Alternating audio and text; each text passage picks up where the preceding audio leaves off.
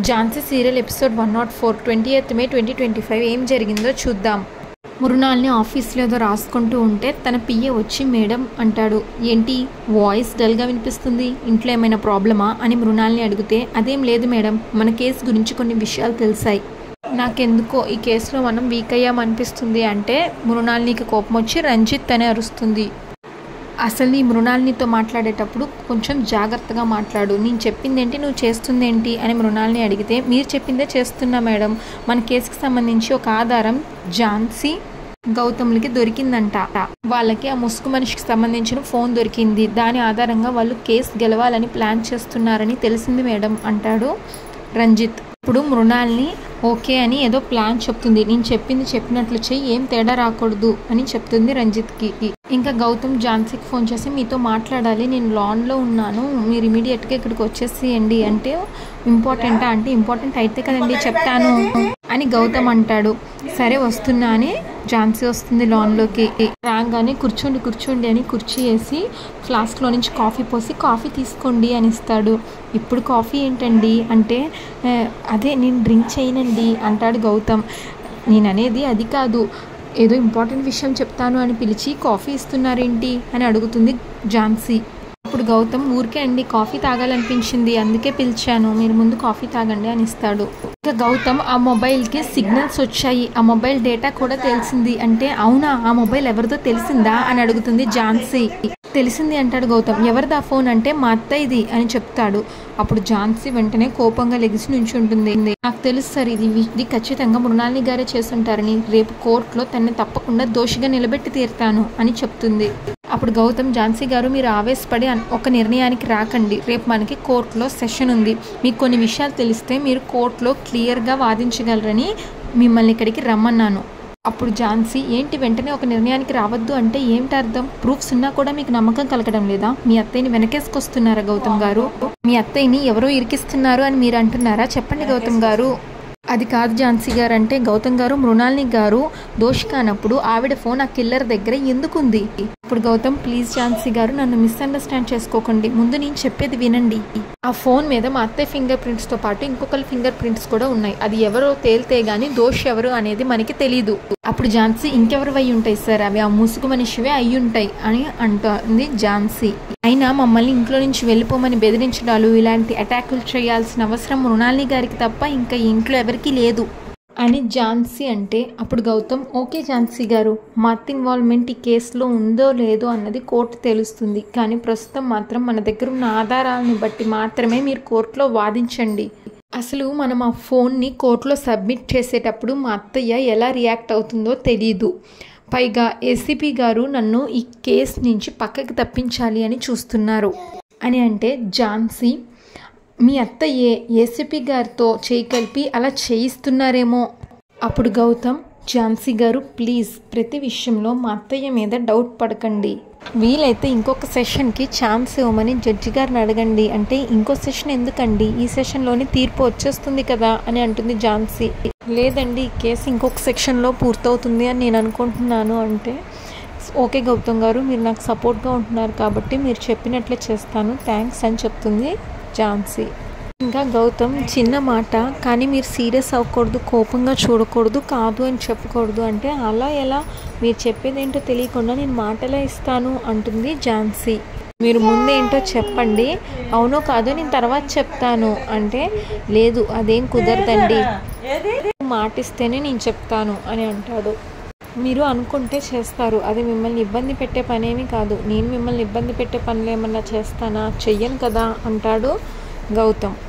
మీకు ఉపయోగపడేది మీ మంచి కోరేదైతేనే నేను చేస్తాను అని అంటాడు గౌతమ్. సరే చెప్పండి అని ఝాన్సీ అంటే ఎప్పుడు ఈ కోర్టులు కేసులు గొడవేనా, కాసేపు అలా సరదాగా బయటికి వెళ్ళి ప్రకృతిని ఆస్వాదించి వస్తారా అని అడుగుతాడు.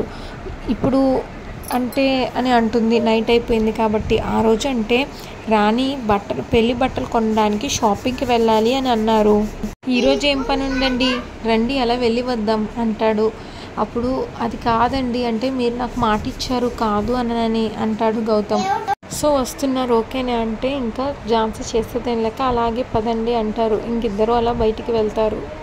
ఇంకా ప్రియాంకనేమో గౌతమ్ ఫోటో చూస్తూ కలలుగంటూ ఉంటుంది. వీళ్ళిద్దరేమో ఝాన్సీ గౌతమ్ బయటికి వెళ్తారు. అక్కడ పానీపూరి బండి దగ్గరకి ఒకే ప్లేట్లో ఇద్దరు తిందామంటాడు గౌతమ్. ఎందుకు 2 ప్లేట్లు తీసుకోవచ్చు కదా అంటే, రేపు పొద్దున మన పిల్లలకి మెమోరీస్ చెప్పుకోవాలి కదా అని అంటాడు గౌతమ్. ఇప్పుడు ఝాన్సీ మన పిల్లల అంటే అదేనండి వంశీ స్వీటీలకు అని అంటాడు గౌతమ్. ఇంకా గౌతమ్ తినిపిస్తుంటే ఝాన్సీ వద్దు, నా చేయి బాగానే ఉంది, నేను తినగలను అని ఝాన్సీ తీసుకొని తింటుంది. ఇంకా గౌతమ్ తింటుంటే ఝాన్సీ ఇంత పెద్ద పోలీస్ ఆఫీసర్ షర్ట్ నిండా పోసుకుంటున్నారు, పానీపూరి తినడం కూడా రాదా అంటే, మరో పక్కన ఝాన్సీ తింటుంటే నాకు తినడం రాదని మీరు కూడా మీ డ్రెస్ మీద పోసుకుంటున్నారు అంటాడు గౌతమ్. ఇంకిద్దరు బిల్ నేను పే చేస్తాను అని కొట్టుకుంటూ ఉంటారు. అప్పుడు మీ ఆయన్ని కట్టనివ్వమ్మా అంటుంది. ఇంకా ఝాన్సీ సైలెంట్ అయిపోతుంది. ఇప్పుడు గౌతమ్ ఆవిడ మన ఇద్దరిని భార్యాభర్తలు అనుకుంది అంటే ఆవిడ పొరపాటు పడ్డారు అంటుంది ఝాన్సీ. ఏమో రేపు అదే నిజం కావచ్చేమో అంటాడు గౌతమ్. నేను క్యాజువల్గా చెప్పాను అని అంటాడు గౌతమ్. ఇంకా మీకు ఎలాంటి లైఫ్ పార్ట్నర్ కావాలనుకుంటున్నారు, ఒక ఫ్రెండ్ అనుకొని చెప్పండి అంటే, నేను అవేమీ ఆలోచించట్లేదు, నా ఆలోచన అంతా పిల్లల గురించే అంటుంది ఝాన్సీ. అయితే దాని గురించి తర్వాత ఆలోచిస్తారా అంటే, నేను కొన్ని విషయాల్లో ప్రజెంట్లోనే ఉంటాను, ఫ్యూచర్ గురించి ఆలోచించను అని అంటుంది ఝాన్సీ. అవునా, కానీ చాలామంది అమ్మాయిలు తను చేసుకునేవాడు తను చాలా బాగా చూసుకోవాలి, అందంగా ఉండాలి, గవర్నమెంట్ జాబ్ ఉండాలి, ఇవన్నీ అనుకుంటూ ఉంటారు కదా అని అంటే సీరియస్గా చూస్తుంది ఝాన్సీ. మీరు కూడా అమ్మాయే కదా అంటే, నేను అందరిలాంటి అమ్మాయినేమి కాదు అని అంటుంది. అయితే అమ్మాయే కదా, ఎంత హైట్ ఉండాలి, ఎలా ఉండాలి, ఏం జాబ్ చేయాలి, ఇవన్నీ అనుకుంటారు కదా అంటే, అప్పుడు తను ఝాన్సీ పోలీస్ జాబ్ అయితే అస్సలు చేయకూడదు, నాకంటే ఎక్కువ హైట్ ఉండకూడదు, పొట్టిగా ఉండాలి, సెన్స్ ఆఫ్ హ్యూమర్ అంటే, అప్పుడు గౌతమ్ నాకు ఎక్కువే సెన్స్ ఆఫ్ హ్యూమర్ అని అంటాడు. అస్సలు ఉండకూడదు సెన్స్ ఆఫ్ హ్యూమర్, ఇంకా అంతే అంటుంది ఝాన్సీ. ఇంతకీ మీకు ఎవరంటే ఇష్టం అని అడుగుతాడు. అప్పుడు మా అక్క బావ అంటే, మీ అక్క బావ కాకుండా ఇంకా ఎవరంటే ఇష్టం అంటే చిరంజీవి అంటుంది. యాక్టింగ్ బాగా చేస్తారు, సోషల్ సర్వీస్, ఆయన అంటే నాకు ఇష్టం, ఆయన కాకుండా ఇంకా ఎవరంటే ఇష్టం అంటే గౌతమ్ గారు అంటుంది ఝాన్సీ. అప్పుడు గౌతమ్ చాలా హ్యాపీగా ఫీల్ అవుతాడు. గౌతమ్ గారు ఇప్పుడు ఇవన్నీ ఎందుకు, వెళ్దామా అని అంటున్నా అని అంటే, అప్పుడు గౌతమ్ ఫీల్ అవుతాడు. ఝాన్సీ గారు నచ్చిన వాళ్ళతో లాంగ్ డ్రైవ్కి రావడం చాలా బాగుంటుంది కదా, అదే లవర్స్ అయితే ఇంకా ఎక్సైటెడ్గా ఉంటుంది కదా అని అంటాడు గౌతమ్. ఏమంటారు అంటే సీరియస్గా చూస్తుంది ఝాన్సీ. ఇంకా గౌతమ్కి ఏం చేయాలో తెలియక వెంటనే హెల్మెట్ పట్టుకొని బైక్ స్టార్ట్ చేస్తాడు. ఇంకా ప్రియాంక తనకన్నా డ్రీమ్ గురించి వాళ్ళ తమ్ముడికి చెప్తుంది. నువ్వు అమ్మ నాన్నకి ఏమైనా చెప్తావా, లేకపోతే ఇలానే కలలు గంటూ ఉంటావా అని అంటాడు. అప్పుడు ప్రియాంక, అమ్మ నాన్నకి చెప్తాను, ముందు అబ్బాయికి ప్రపోజ్ చేయాలి అని అంటుంది ప్రియాంక. అంతటితో ఎపిసోడ్ పూర్తవుతుంది. నెక్స్ట్ ఎపిసోడ్ ప్రోమోలో సోమేష్ మృణాలినితో అంటాడు, ఝాన్సీ ఇచ్చిన కంప్లైంట్ ప్రకారం ఆ మూసిగి మనిషిని నువ్వే పెట్టినట్లయితే ఇవాళ కోర్టులో కేసు నువ్వు ఊడిపోతావు, ఒకవేళ అదే జరిగితే మన ఫ్యామిలీకి అంతకంటే పెద్ద మచ్చ ఇంకొకటి ఉండదు అని సోమేష్ అంటాడు. మృణాలిని వాళ్ళ నాన్నతో, మీరు చూస్తూ ఉండండి, ఈ కేసు ఒక ఫేక్ కేసు, నేను నిరపరాధిని అని కోర్టు ఈరోజు తీర్పిస్తుంది. ఇంకా కోర్టులో మృణాలిని తన కేసు తనే వాదించుకుంటుంది. ఝాన్సీ గారు నా మీద చేసిన ఆరోపణలు తప్పు అని నిరూపించడానికి నా దగ్గర కూడా కొన్ని ఆధారాలు ఉన్నాయి అంటుంది. చూపించండి, ప్రొసీడ్ అని అంటాడు జడ్జ్.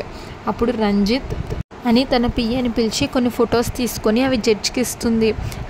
ఆ ఫొటోస్లో ఉత్తి ఝాన్సీ గార్డెన్లో ఉన్నట్లు ఉంటాయి. ఇదేంటి ఝాన్సీ గారు అని జడ్జ్ అడుగుతాడు ఝాన్సీని. ఝాన్సీ సీరియల్ రెగ్యులర్ ఎపిసోడ్ కోసం మా ఛానల్ని సబ్స్క్రైబ్ చేసుకోండి. ఈ ఎపిసోడ్ పైన మీ అభిప్రాయాన్ని తప్పకుండా కామెంట్ చేయండి. Thanks for watching.